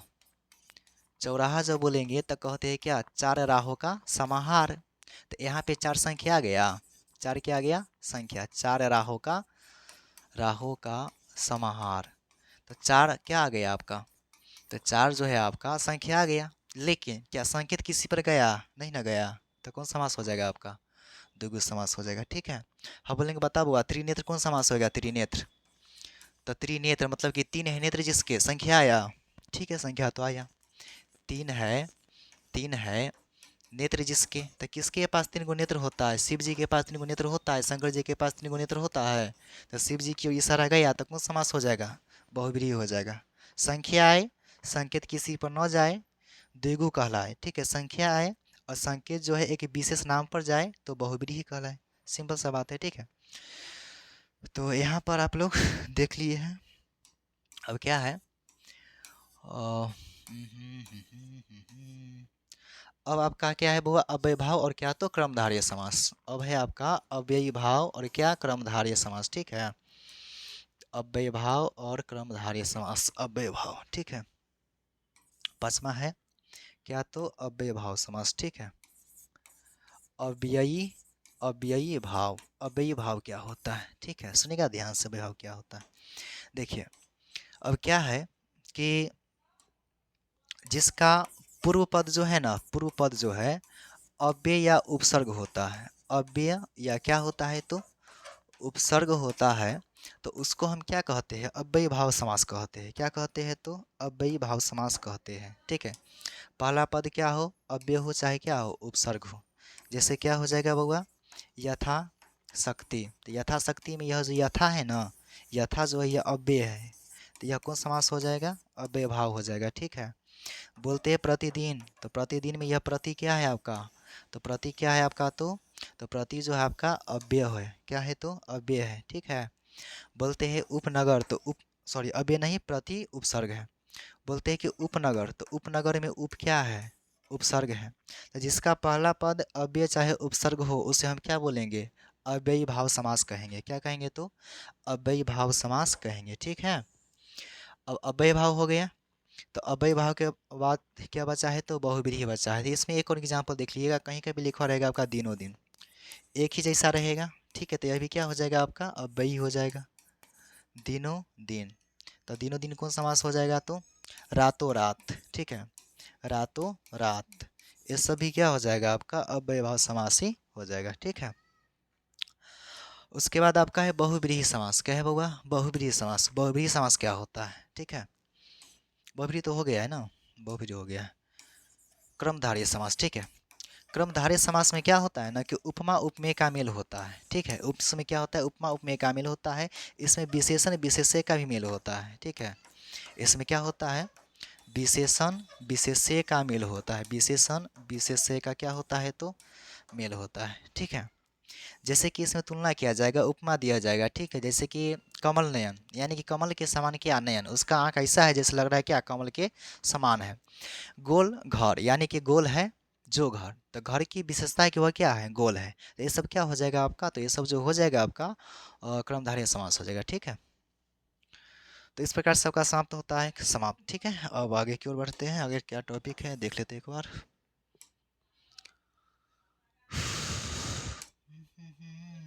संधि, ठीक है।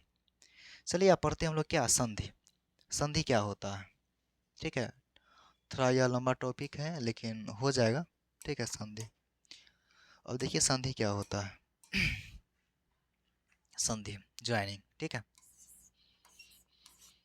हो कहिया करबे में बीतते रहे रात, हाँ, अब का संधि यानी कि ज्वाइनिंग। ठीक है, दो या दो से अधिक, दो या दो से अधिक नहीं, दो या दो से अधिक वर्णों के, रुक जाओ एक बार, थोड़ा गाना गाने के चक्कर में थोड़ा कन्फ्यूजन हो जाता है। सुनिए, दो वर्णों के मेल से जो विकार उत्पन्न होता है उसे संधि कहते हैं। संधि किसे बोलेंगे? तो दो वर्णों के मेल से जो परिवर्तन होता है, जो विकार उत्पन्न होता है, उसी को हम क्या बोलेंगे? संधि बोलेंगे। ठीक है, तो संधि किसे कहते हैं? दो वर्णों के मेल से जो विकार उत्पन्न होता है ओकरे के हम संधि कहते हैं। ठीक बा, तो दो वर्णों के मेल से जो विकार उत्पन्न होता है उसको हम क्या बोलेंगे? संधि। ठीक है, क्या बोलेंगे बउआ? संधि। तो इसका परिभाषा क्या हो जाएगा कि दो वर्णों के मेल से, ठीक है, दो वर्णों के मेल से जो विकार या परिवर्तन होता है, जो विकार उत्पन्न होता है, उसी को हम क्या बोलेंगे? संधि। ठीक है, संधि कितने भेद होते हैं बउआ? तो संधि जो है ना, इसके होते हैं तीन भेद। संधि कितना भेद बउआ? तीन भेद। एक का नाम क्या है? तो स्वर संधि है, स्वर संधि। दूसरा का नाम क्या है? तो दूसरा का नाम जो है, दूसरा का नाम है व्यंजन संधि। दूसरा का नाम क्या है? तो व्यंजन संधि। और तीसरा का नाम क्या है? तो तीसरा का नाम जो है विसर्ग संधि। तीसरा का नाम क्या है? विसर्ग संधि। ठीक है, अब देखिए व्यंजन संधि क्या होता है।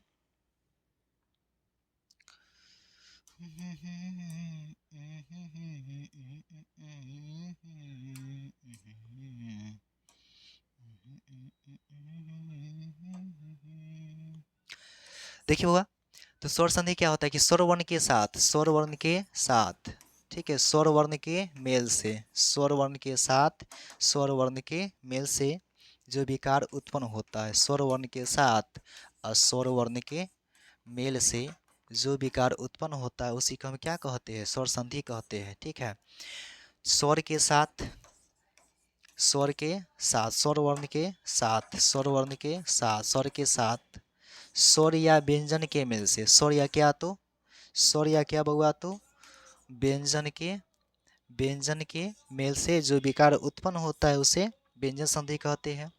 ठीक है, स्वर नहीं, सॉरी, इसमें व्यंजन हो जाएगा। ठीक है, इसमें क्या हो जाएगा? व्यंजन।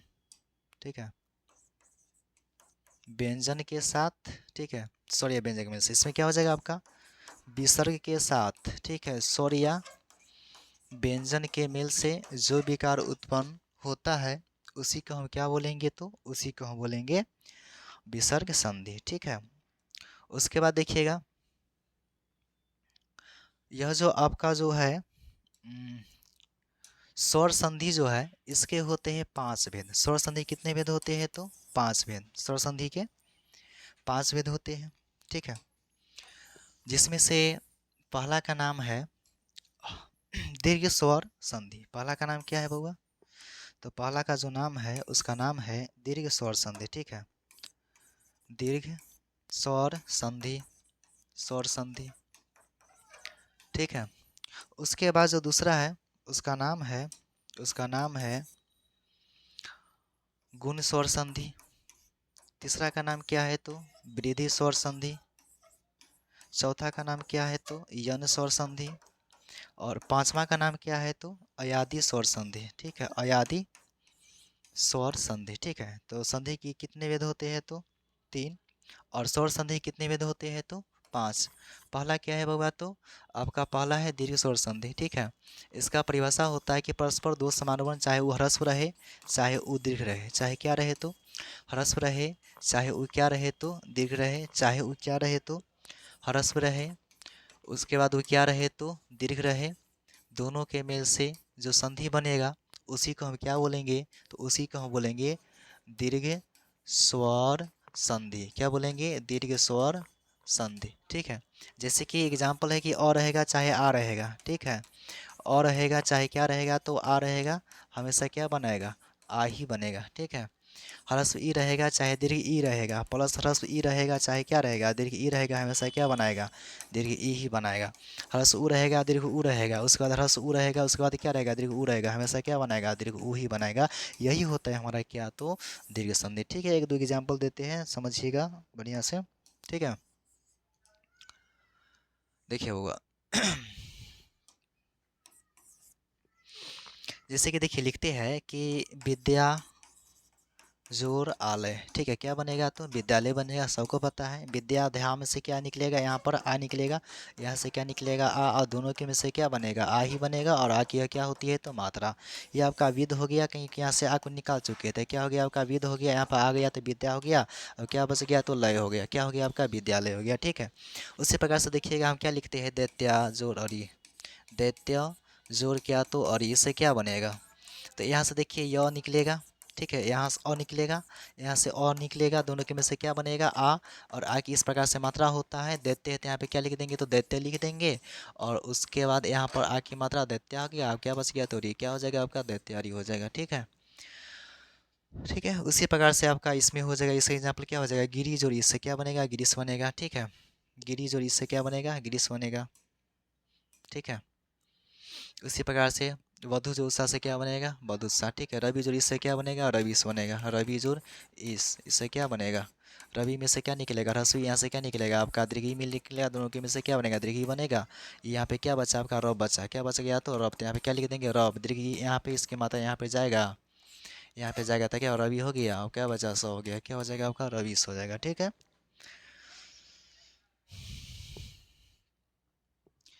होकरा अइला से सबर जाई हमार दुनिया, जहिया हमरा घर अइहे हो हमार धनिया,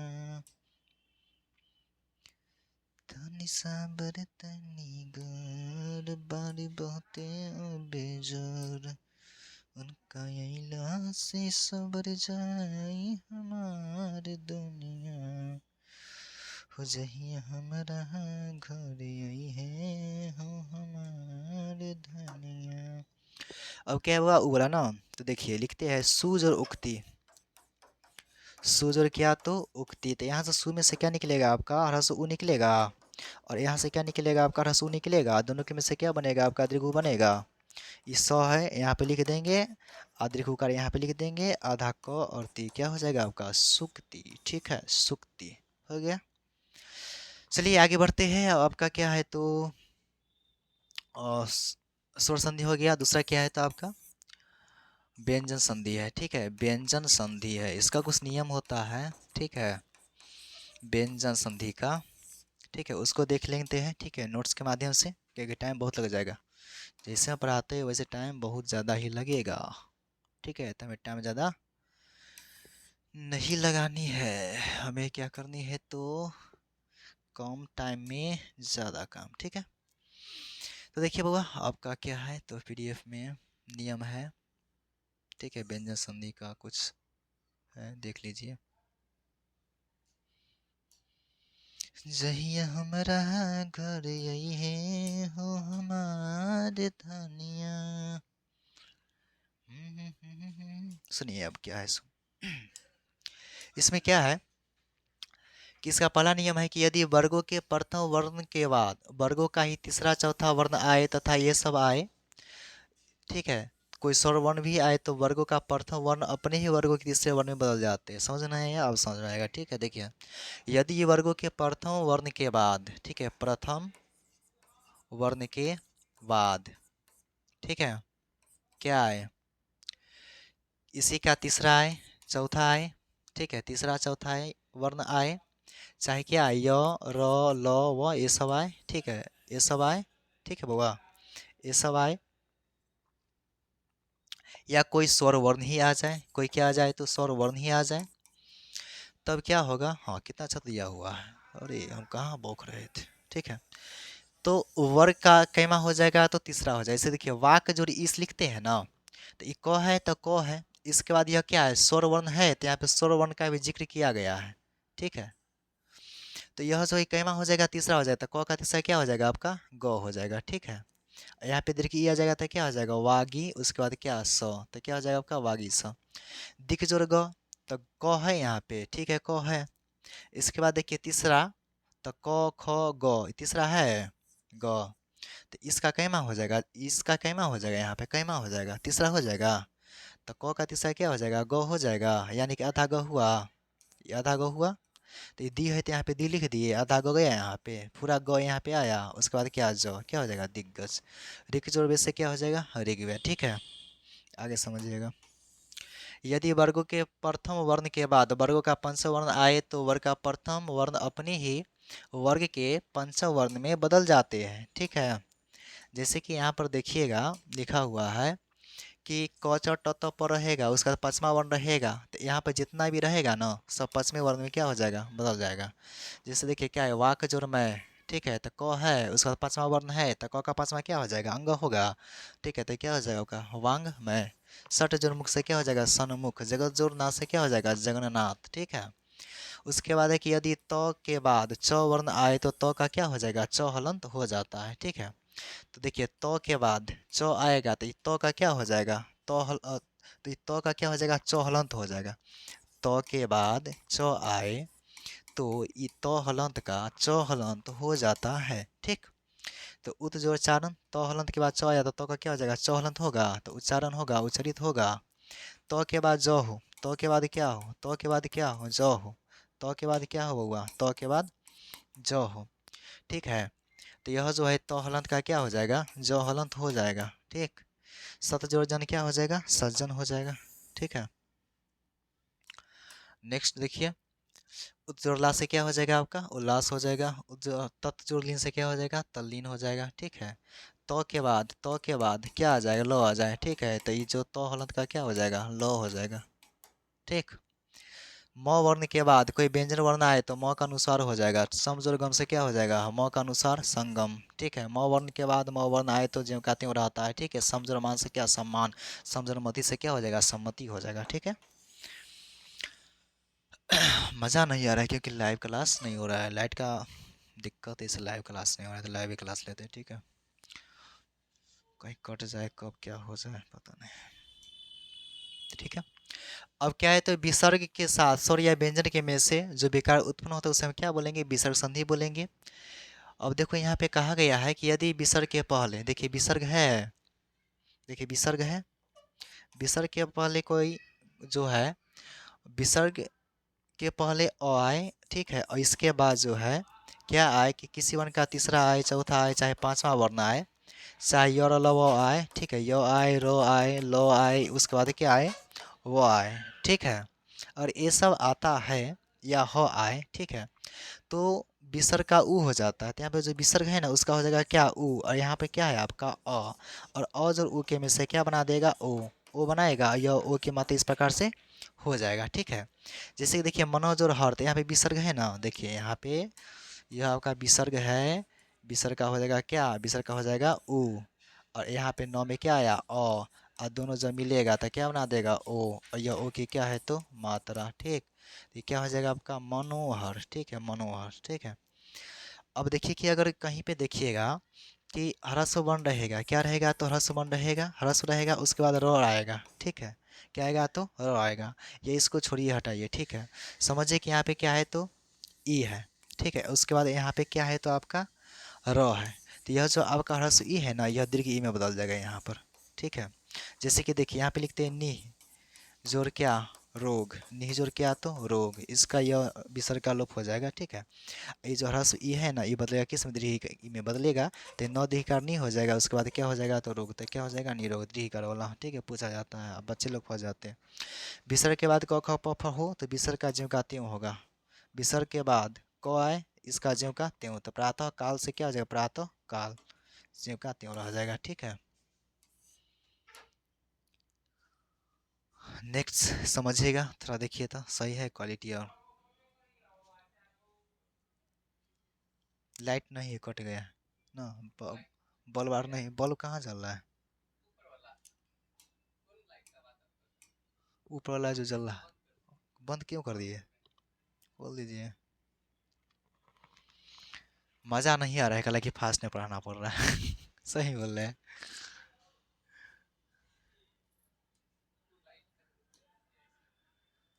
कहीं खा लिए खाना ना।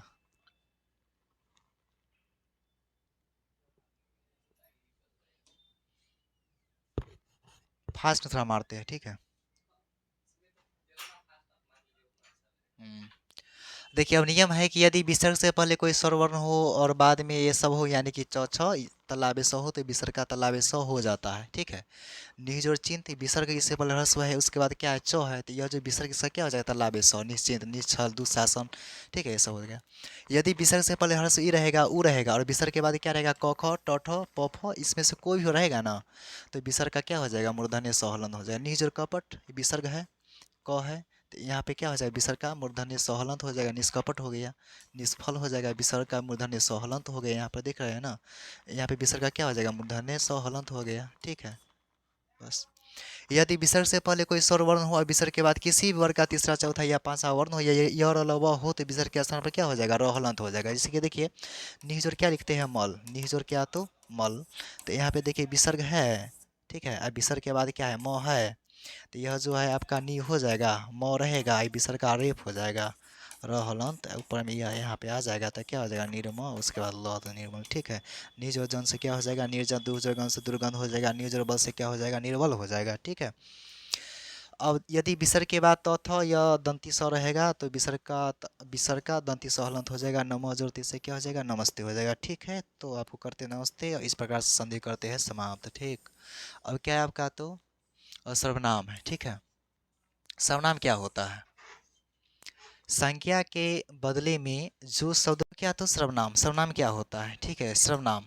संज्ञा के बदले में जो शब्द प्रयुक्त किए जाते हैं उसी को हम क्या कहते हैं, सर्वनाम। संज्ञा के बदले में जो शब्द प्रयुक्त किए जाते हैं उसे हम क्या बोलेंगे, तो सर्वनाम कहेंगे, ठीक है। तो सर्वनाम, प्रोनाउन, ठीक है। सर्वनाम क्या होता है, सर्वनाम, ठीक है।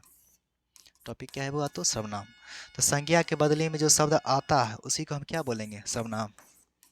संज्ञा के बदले में जो शब्द आएगा, ठीक है, बदले में जो शब्द आता है उसी को हम क्या बोलेंगे, तो सर्वनाम कहेंगे, ठीक है। जैसे कि देखिए, हम बोलते हैं कि राम घर जाता है, ठीक है, चाहे छोड़िए, राम जाता है, ठीक है, राम जाता है। तो किसी भी प्रकार के नाम को क्या कहते हैं, संज्ञा कहते हैं, तो राम क्या हो गया, आपका संज्ञा हो गया। लेकिन राम के जगह पे एक शब्द का प्रयोग कर रहे हैं जिसका नाम है क्या, वह। यहाँ पे हम राम नहीं बोलेंगे, क्या बोले, कि वह जाता है। हम बोल दिए, क्या बोल दिए हम बोल दिए कि वह जाता है, ठीक है। हाँ, यहाँ पर बोले कि वह जाता है। तो यहाँ पर देखिए कि संज्ञा है आपका राम, इससे जब एक शब्द का प्रयोग किए हुआ, अब वही क्या हो जाएगा, सर्वनाम। क्योंकि बताए हैं ना कि संज्ञा के बदले में जो शब्द आता है उसी को हम क्या कहते हैं, सर्वनाम कहते हैं। सर्वनाम के मुख्यतः 6 भेद होते हैं, निश्चयवाचक, अनिश्चयवाचक, प्रश्नवाचक, पुरुषवाचक, संबंधवाचक, ठीक है। उसके बाद निजवाचक लिख देते हैं, हमको लगता है ये काउंटिंग में भूल गए हैं, ठीक है। देखिए, पहला क्या है आपका, अनिश्चयवाचक सर्वनाम, अनिश्चयवाचक सर्वनाम, ठीक है। उसके बाद दूसरा क्या हो जाएगा आपका, तो निश्चयवाचक सर्वनाम, निश्चयवाचक सर्वनाम, ठीक है। उसके बाद तीसरा क्या है आपका, तो निजवाचक सर्वनाम है, निजवाचक सर्वनाम है। चौथा क्या है, तो आपका प्रश्नवाचक सर्वनाम है, प्रश्नवाचक सर्वनाम है, ठीक है। पांचवा क्या है आपका, निश्चयवाचक, अनिश्चयवाचक, निजवाचक, उसके बाद है प्रश्नवाचक, उसके बाद है पुरुषवाचक सर्वनाम है, पुरुषवाचक सर्वनाम है, ठीक है। और छठा क्या है, तो संबंधवाचक सर्वनाम है, ठीक है, संबंधवाचक सर्वनाम है, ठीक है। तो सर्वनाम के जो है कितने भेद होते हैं बउआ, तो 6 भेद होते हैं। सर्वनाम के कितने भेद होते हैं, 6 भेद होते हैं, ठीक है। तो सर्वनाम के 6 भेद होते हैं, पुरुषवाचक सर्वनाम, उसके बाद दूसरा क्या है, तो निश्चयवाचक सर्वनाम, ठीक है। उसके बाद क्या है आपका, तो निश्चयवाचक सर्वनाम है, फिर क्या है, अनिश्चयवाचक है, संबंधवाचक है, और उसके बाद क्या है, तो प्रश्नवाचक है और निजवाचक है, ठीक है। तो एक बार देख लीजिए, पीडीएफ से ही देख लीजिए, क्योंकि लिखे टाइम लगेगा, टाइम आपका वेस्ट होगा। आप अभी तैयारी कीजिए कि सुबह में कीजिएगा, सुबह में तो 7 बजे निकलिए जाइएगा एग्ज़ाम देने के लिए। अभी ये पढ़ना पड़ेगा आपको। लाइव रहता तो बहुत अच्छा रहता, लेकिन लाइव क्लास है नहीं, दुख हो रहा है। चलिए सुनिए। तो पुरुषवाचक सर्वनाम है कि जिन सर्वनाम शब्दों के द्वारा पुरुष यानी कि पुरुष या स्त्री जाति का बोध होगा उसको हम बोलेंगे पुरुषवाचक सर्वनाम। इसके 3 भेद होते हैं, उत्तम पुरुष, मध्यम पुरुष, अन्य पुरुष। इसमें आएगा मैं, हम, हमने, मेरा, हमारा, ये सब। तो तुम ये सब देख लीजिएगा, ठीक है। आगे देखिए, निश्चयवाचक में क्या हो जाएगा कि वैसा सर्वनाम जिसके द्वारा निश्चित, ठीक है, वस्तु का बोध होगा उसको हम क्या बोलेंगे, निश्चयवाचक सर्वनाम बोलेंगे, ठीक है। उसका देखिए जैसे कि यह हो जाएगा, वह हो जाएगा। बोलेंगे कि यह डिजिटल बोर्ड है, यह स्मार्ट बोर्ड है, तो निश्चित है कि यह क्या है, स्मार्ट बोर्ड है। तो यह क्या हो जाएगा आपका निश्चयवाचक सर्वनाम, ठीक है। बोलेंगे कि यह डिजिटल मार्कर है, तो निश्चित है कि यह क्या है, डिजिटल मार्कर ही है, पेन ही है, ठीक है। बोलेंगे कि वह मंदिर है, तो वह क्या हो जाएगा यहाँ पे निश्चयवाचक सर्वनाम हो जाएगा। तो यह वह क्या हो जाएगा आपका निश्चयवाचक सर्वनाम। अनिश्चय मतलब जिन सर्वनाम शब्दों के द्वारा अनिश्चित व्यक्ति वस्तु का बोध होगा, जैसे कि कोई आया, कुछ खा लो, ठीक है, किसी से मिलने के लिए चले जाओ, ये सब क्या हो जाएगा अनिश्चयवाचक सर्वनाम, ठीक है। जिस सर्वनाम से किसी संज्ञा या दूसरे सर्वनाम के बीच के संबंध को, रिलेशन को स्थापित किया जाएगा उसको हम क्या बोलेंगे, संबंधवाचक सर्वनाम बोलेंगे। जैसे जो सो, ठीक है, वह जो पढ़ रहा है वो मेरा भाई है, वह जो खेल रहा है मेरा भाई है, ठीक है। ये सब क्या हो जाएगा आपका, ये सब हो जाएगा आपका संबंधवाचक सर्वनाम, ठीक है। अगला क्या है, अगला है आपका क्या प्रश्नवाचक सर्वनाम, ठीक है। तो प्रश्न करने के लिए प्रयुक्त होने वाले सर्वनाम को क्या बोलेंगे, प्रश्नवाचक सर्वनाम, ठीक है। जैसे कि बोलेंगे क्या, बोलेंगे क्या, ठीक है, बोलेंगे कौन, ठीक है। तो क्या और कौन जो है ये सब क्या हो जाएगा, तो ये सब जो है आपका हो जाएगा प्रश्नवाचक सर्वनाम। क्या हो जाएगा प्रश्नवाचक सर्वनाम, ठीक है।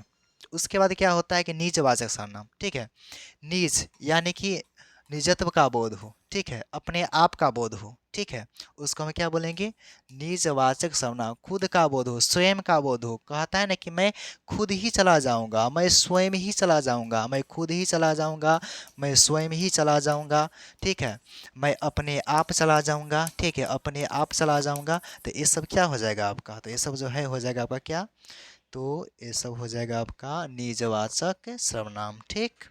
आगे समझिए। तो प्रश्नवाचक हो गया, निजवाचक हो गया, ठीक है। अब क्या है कि हिंदी में 11 सर्वनाम है। हिंदी में सर्वनाम कितने हैं,